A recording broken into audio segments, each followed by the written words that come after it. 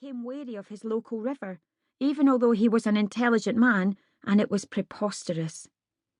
He would be sitting reading the newspaper, flicking through the news, when suddenly a sharp fact from that bloody documentary would flash into his head for no reason at all. Brian Murphy had seemed to memorise the entire programme by heart, as if in his semi-conscious state that pale day he'd taken every single word into his mind and kept it there. It was locked in his long-term memory now. In 1961, the bull shark attacked 3 people in the mouth of the Limpopo River. He couldn't help himself. The bull sharks prefer the murky water, the mouths of rivers, the shallows. Where can you go to be safe if you can be caught out when you're in up to your knees? Upstream of the Ramu River, on the northwest coast of Papua New Guinea, a shark attacked a teenage girl.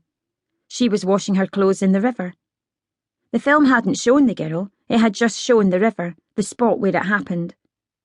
But Brian could picture her well enough, even though he'd never met a girl from Papua New Guinea.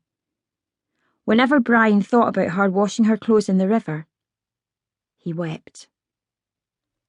He could see her dark hair, black, flowing down her face and dark skin and bare arms. He pictured a basket empty, waiting for clothes. And there she was in thigh-deep water. Thigh-deep. Not the deep, deep sea. Thigh-deep, mind. Witnesses said the shark grabbed the girl around her thigh, severing her leg. She died. She died. Blood loss. Brian couldn't help himself. He would try and turn away from such things as all sane people should, turn away and do something ordinary, use his hands. But the moment he turned back round, there was the river with the teenage girl's blood running. He would be at work, his hands black with engine oil, when, with no prompting at all— face it, what prompting could there be at work in the middle of the country in the middle of the day? Brian would suddenly become incensed with how long the great white shark lives for. Christ, he'd say to himself through gritted teeth, up to 100 years. Older than I'm going to live. He didn't like to think about that either.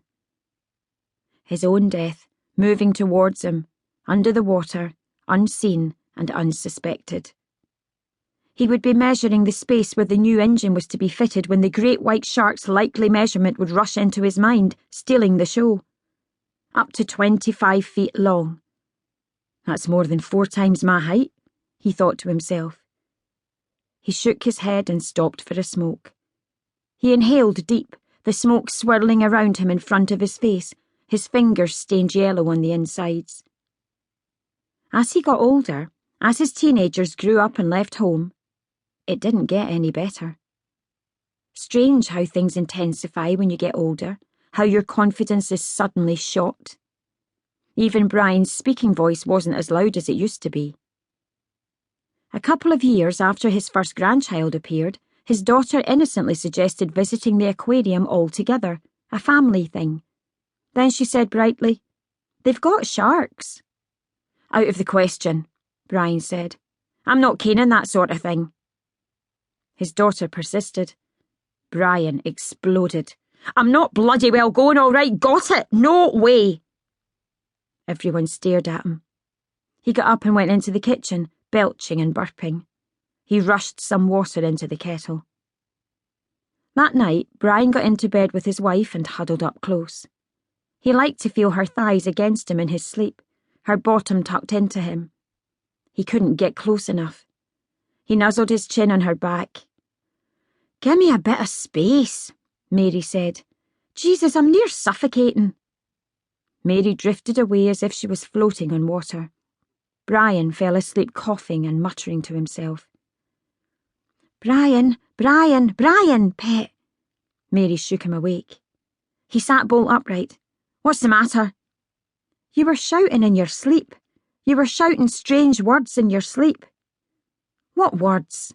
Brian said, irritated at being woken up. "What words?"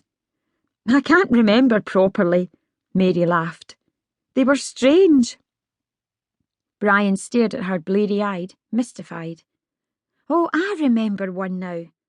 White tip, silver tip."